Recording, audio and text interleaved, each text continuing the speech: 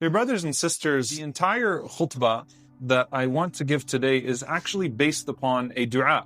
And it's a dua that in some manifestation gets attributed to the Messenger sallallahu alaihi wasallam, but there is no authentic chain directly to him alayhi salatu wasalam. But a powerful supplication from one of the Salaf, from one of the pious predecessors. And that is Umar ibn Abdul Aziz, rahimahullah ta'ala. And we know from the Salaf that they had their connection with Allah subhanahu wa ta'ala, and they had their way of calling upon Allah that is very instructive to us, to think about the way they perceived Allah subhanahu wa ta'ala. And the narration is from Yahya ibn Sa'id. He says that كَانَ كَثِيرًا مِمَّا يَدْعُو, that what was frequently recited in dua from Umar ibn Abdul Aziz rahimahullah ta'ala, and I'll read it very slow. Allahumma raddini biqada'ik. Allahumma raddini biqada'ik. وَبَارِكْ لِي فِي قَدَرِكَ. وَبَارِكْ لِي فِي قَدَرِكَ. O Allah, let me be pleased with what you have decreed. رَضِّنِي بِقَضَائِكَ. Let me be pleased and satisfied with what you have decreed. وَبَارِكْ لِي فِي قَدَرِكَ. And bless me in the decree that is to come. Qadha is what comes after Qadr. Qadha is something, the divine decree, which has already manifested itself. Qadr is what is still in the works. In this context here. Allahumma raddini bi qada'ik. Oh Allah, let me be pleased with what has been decreed for me, and make me pleased with it. Wa barik li fi qadarik. And then bless me in the divine decree that is to come. And then he says, hatta la uhibba ta'jila ma akhart wa la ta'khira ma ajjalt. Hatta la uhibba ta'jila ma akhart, so that I do not love that anything that you have been delayed be hastened, وَلَا تَأْخِيرَ مَا عَجَّلْتَ, nor that something that has been hastened be delayed. Allahumma raddini bi qada'ik. O Allah, please me with your decree. وَبَارِكْ لِي فِي قَدَرِكَ. And bless me in the decree that is to come. حَتَّى لَا أُحِبَّ تَعْجِيلَ مَا أَخَرْتَ. And so that I do not love that you hasten that which was meant to be delayed, وَلَا تَأْخِيرَ مَا عَجَّلْتَ, and that you do not, or that I do not love that you delay what was hastened for me. This dua, if we break it down, is actually a phenomenal dua and a phenomenal diagnosis of what usually happens in the frustration that a person has with Allah subhanahu wa ta'ala. If you look at our entire existence on this earth, and this entire idea of a race against time. Every day we wake up and we feel like we're rushed from this thing to the next thing, and we don't have time, and we're trying to achieve this and trying to achieve that.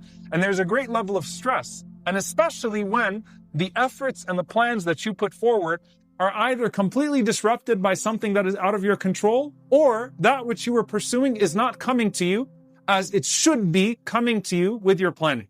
Time. I want it now. You think about the child in the car. Are we there yet? Are we there yet? Are we there yet? And many times when we're making dua to Allah subhanahu wa ta'ala, we're implying, is it there yet? Is it there yet? Is it there yet? And that's when the Prophet sallallahu alaihi wasallam said, most people will give up on their dua. Why? Because they've made that same dua over and over again, and it hasn't happened yet. And at that very moment, when it's about to come to you, the person says, da'awtu fada'awtu فَلَمْ يُسْتَجَبْ لِي. I made this dua, and it didn't happen for me. Allah subhanahu wa ta'ala mentions those that are being wronged and harmed and oppressed. And they say, مَتَى نَصْرُ اللَّهِ. When is the help of Allah subhanahu wa ta'ala going to come? And Allah says about the oppressor, or rather the Prophet sallallahu alaihi wasallam says about the oppressor, إِنَّ اللَّهَ لَيُمْلِي لِلظَّالِمِ حَتَّى إِذَا أَخَذَهُ لَمْ يُفْلِتْهُ. That Allah delays the oppressor. Meaning what? He allows that oppressor to continue in their oppression until they start to think that they're invincible, until they start to think that they're getting away with it. This is working. I'm not being held accountable. I have impunity. Hatta إِذَا أَخَذَهُ. And then when Allah snatches him, لَمْ يُفْلِتْهُ. He does not let him go. So both the oppressed is wondering when, and the oppressor is pushing the limits to see how far they can get with this. And there's a time factor involved. When is this all going to collapse? When is this all going to come to fruition? When is this going to happen? When is that going to happen? A person is pursuing marriage. When am I going to get married? A person is pursuing a career. When am I going to get that job? When am I going to get that opportunity? a person, a couple waiting for a family. When is that child going to come? And then you have the children. When is this going to happen with my child? All along, you start to realize that we have to have a submission to Allah's timing. Allah's planning as a whole, His Qadr as a whole, but His timing. When Allah subhanahu wa ta'ala has decreed something to come. And there's something very profound about this, because as Ibn al-Jawzi rahimahullah said, if Yusuf alayhi salam focused on only getting out of prison, then he wouldn't have benefited from what was actually happening within the prison. And so when you're in a trial or a hardship, a person becomes so eager for that hardship to end. Ya Allah, when is this going to be lifted? That if they don't pay attention, they're missing out on the unique opportunities of that hardship to come close to Allah subhanahu wa ta'ala. As he said, one of the Salaf, one of the pious predecessors, asked Allah subhanahu wa ta'ala in a dream, Ya Allah, how come this dua has not been fulfilled yet? And the answer was, Ya Abdi, O my servant, I love to hear your voice. I love to hear your voice in dua. And what you were getting out of those moments of dua as the delay was happening was better than what you were seeking in the immediate moments. The delay became good for you because what you attained in terms of faith and character in that delay was far greater than what Allah subhanahu wa ta'ala could have hastened for you in the moments. When you're in the midst of the trial, Allah subhanahu wa ta'ala pushes you towards certain things or offers you the potential to push yourself towards certain things. The entire time you're saying, when? And it's important to take a step back and say, you know what?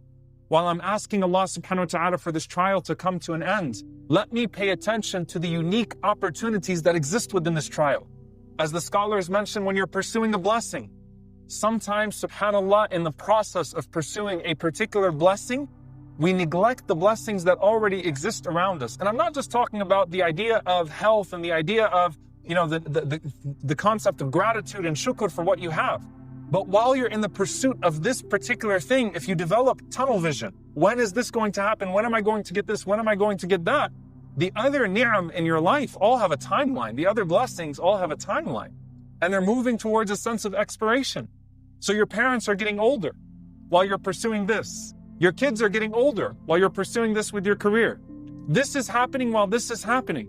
And if I'm so focused on this blessing that I'm in pursuit of, then those blessings are also moving on a timeline.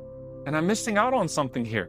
And to take a step back and say, instead of when, wait a minute, what's all this that's already around me? And how do I have a refreshed lens on a daily basis for those things? And that's one of the blessings of shukr. Shukr refreshes the lens every day on the ni'am that you have in your life, on the blessings that you have on your life, to make you say Alhamdulillah all over again. Alhamdulillah, Alhamdulillah, Alhamdulillah. You don't just say Alhamdulillah, you have a salary. You say Alhamdulillah every time you have food on the table. It refreshes the lens so that you realize what I'm pursuing, if it's a halal pursuit, should not become such a focus and an obsession for me that I worry about the time that it's going to unlock itself, that I lose out on the limited time of the other blessings that are around me, whether that's the people or the things that are around me. So to move on from when, and to recognize, subhanAllah, that the delay that Allah subhanahu wa ta'ala gives to us at times is the greatest design for our lives. Of course, Allah Azza wa Jalla says, وَخُلِقَ الْإِنسَانِ, human beings have been created as what? عَجُولًا, hasty. We always want things now. It's not just our children that are always pushing and saying, when is it? Are we there yet? Is it over yet? Am I going to get this yet? When? It's us as well. In our own ways with Allah subhanahu wa ta'ala, Ya Allah, when is this going to happen? When is that going to happen? And that doesn't mean that you don't become an ambitious person. That doesn't mean that you don't continue to pursue what Allah subhanahu wa ta'ala has made halal. But that means that you submit yourself to the timing that Allah subhanahu wa ta'ala has put you on. Submit yourself to His schedule and stop seeing the delay as deprivation. It's not deprivation. Stop seeing the delay as denial. It's not Allah subhanahu wa ta'ala telling you no. Many times it's Allah telling you not yet, and it's for your own good. And by the time you come around to realize that if you were not observing the lessons of that delay, then the delay would have gone to waste. I'm sure Zakaria alayhi salam at some point asked, well, when? Right? But no, there was a submission. I'm sure at some point Yusuf alayhi salam wondered, but when? How much longer? There's a submission to that schedule, a submission to that time slot. to say that every single delay that Allah subhanahu wa ta'ala is giving to me is a not yet, not a no. And that not yet could mean after this life is already over. But it's there. It's there. Allah subhanahu wa ta'ala will not let you ask without giving you. It's there. But you have to wait and submitting yourself to that time. Now then go back to what Umar ibn Abdul Aziz rahimahullah ta'ala was saying in his dua. And he used to make this dua frequently. It's not something that they heard from him once upon a time. Allahumma raddini bi qada'ik. Oh Allah, let me be pleased with the decree. It's already happened. I'm not going to sit there and say, why did this happen this way or why did that happen? Alhamdulillah, let me be pleased with it. Please me with what is here. وَبَارِكْ لِي فِي قَدَرِكَ. And bless me in what is to come, in that decree that is to come. حَتَّى لَا أُحِبَّ تَعْجِيلَ مَا أَخَرْتَ وَلَا تَأْخِيرَ مَا عَجَّلْتَ. So that I only love things at their time, so that I do not wish for that which has been delayed to be hastened, nor that which has been hastened to be delayed. You know, I give you this example, subhanAllah, and it's a lot of times the TV references and the movie references and things come to your mind. You know, in those movies and shows where someone gets stuck in an elevator, the electricity goes out and suddenly two people are in an elevator together, or they're in a room and the power goes out and suddenly, you know, we kind of lived that movie here when we lost our power in the winter storm that happened before, right? And suddenly people have to actually talk to each other and things are frozen and put into place. And then what ends up happening when those people are stuck together for a long time and they're not able to continue the rat race of this dunya, they actually get to know each other. They refresh their relationship with one another. There's a moment of pause that's forced upon them that they don't like initially, but then once the pause is over and things resume, they're grateful for the pause. At the bare minimum, the blessing of that pause is your reconnection with Allah subhanahu wa ta'ala. Because there are very few people that will call upon Allah subhanahu wa ta'ala with more sincerity and more connection and more devotion and more love in their times of comfort as they will in their times of desperation. At the bare minimum, there's a qiyam that was induced. There was a tear that was induced. There was a dua that was induced. And the eyes that shed tears for the sake of Allah subhanahu wa ta'ala will not touch the fire. And the dua that is made from the heart will immediately transition and transcend and ascend through the heavens till it reaches Allah subhanahu wa ta'ala. And the thing that you asked for, should it be halal and in proper means, will surely be given to you in a way that Allah subhanahu wa ta'ala knows is even better for you. But slow down. Don't just submit yourself to Allah's plan, submit yourself to Allah's timing. Don't just say, I know Allah is able. Say, I know Allah knows when it's better for me.